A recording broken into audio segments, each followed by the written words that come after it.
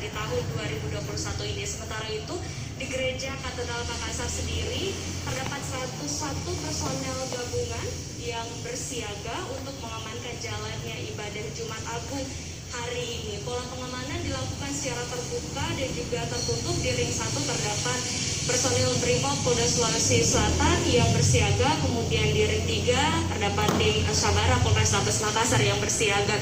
Setiap umat yang akan mengikuti ibadah Jumat Agung secara tatap muka di Gereja Katedral akan diperiksa terlebih dahulu. Sudah ada metal detektor di pintu gerbang dari Gereja Katedral yang disiapkan.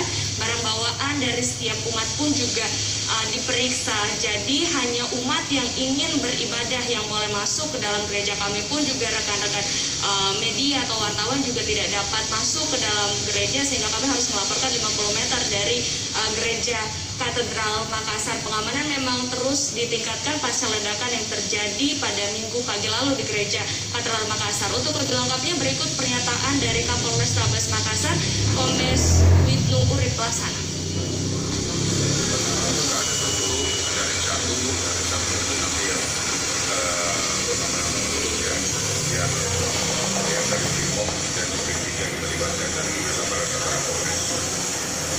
Tetap kita antisipasi ya semua potensi kerawanan, terutama ancaman terorisme.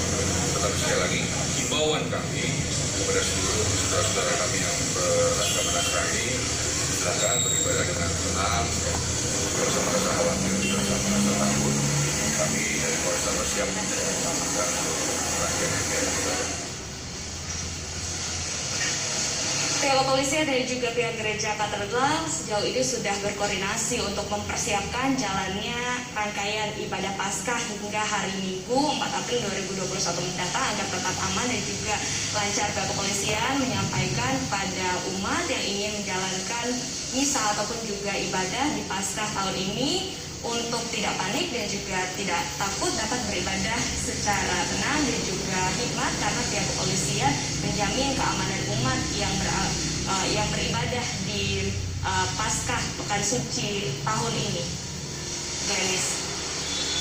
Ya, Winda, selanjutnya apa-apa saja rangkaian ibadah Jumat Agung di Gereja Katedral Makassar hari ini?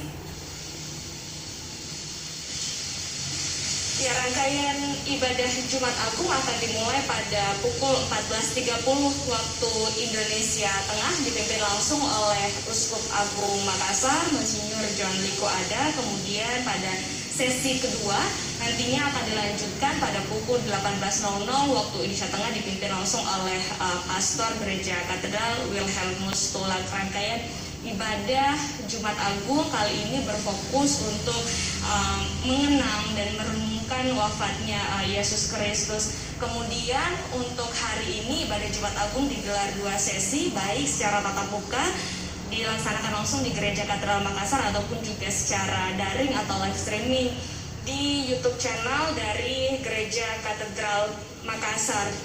Kemudian pasca ledakan yang terjadi pada Minggu pagi, sebenarnya tidak ada pembatasan umat pasca ledakan, akan tetapi memang pembatasan umat yang dapat mengikuti ibadah secara langsung di Gereja Katedral Makassar ini sudah dilakukan sejak pandemi COVID-19, sehingga total umat yang dapat mengikuti misa ataupun juga ibadah Paskah di Gereja Katedral Makassar hanya 50% dari kapasitas gereja, sehingga diprediksi umat yang akan datang sekitar 150 hingga 250 orang yang akan mengikuti ibadah Jumat Agung secara tatap muka pada hari ini. Kemudian protokol kesehatan juga tetap dilaksanakan selama ibadah Jumat Agung berlangsung.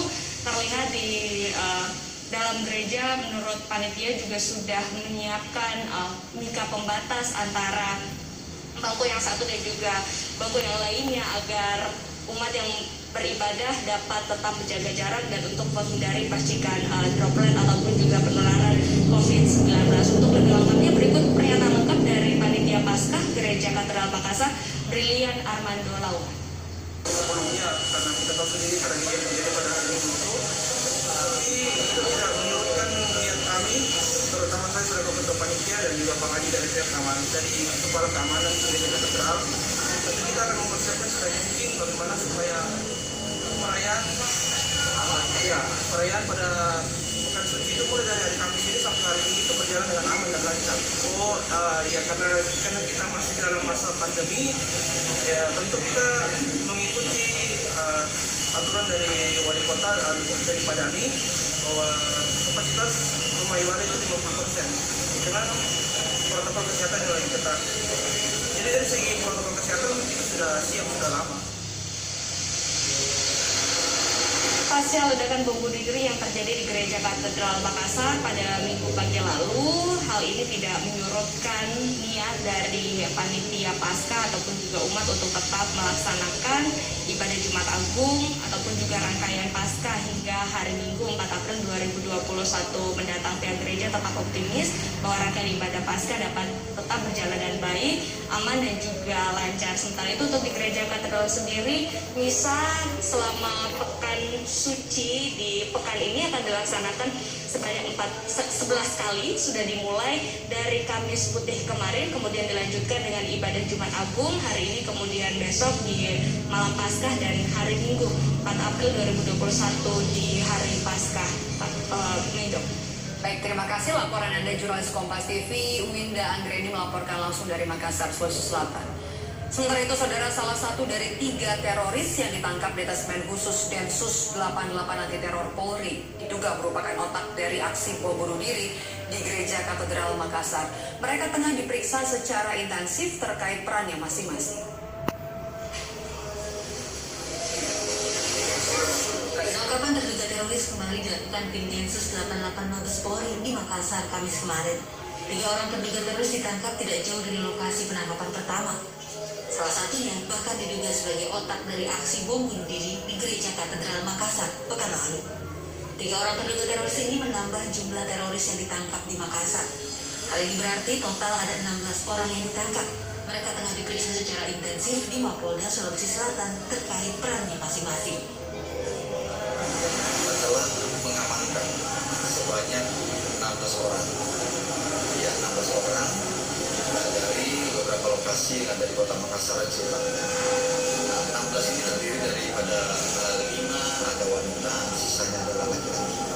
Dan mereka memiliki keterkaitan, ya, kemudian juga hubungan, kemudian juga peranan dalam rangka kedua korban pelaku utama yang melakukan aksinya di depan Gereja Katedral hingga meninggal dunia di TKP. Selanjutnya, polisi menyebut sudah menangkap sedikitnya 32 terduga teroris di sejumlah wilayah pasca bom Gereja Katedral Makassar, Sulawesi Selatan. Mereka terafiliasi dengan jaringan teroris yang bermarkas di Villa Mutiara. Dari puluhan terduga teroris yang ditangkap di tanah air, sebanyak 5 orang ditangkap di Bima NTB, 2 ditangkap di Jawa Timur, dan 7 orang ditangkap di Bekasi dan Condet, Jakarta Timur. Kasus Gereja Katedral di Makassar khususnya, ini kelompok Villa Mutiara, ya, sudah 18, dan salah satu otak pembuat bom yang digunakan untuk meledakan saudara W, ini laki-laki, itu pun telah turut diamankan. Di Makassar ada yang berumur milenial dan ada juga sudah paruh baya seperti itu, ya. Tapi kelompok-kelompok milenial ada di Villa Mutiara itu, ada.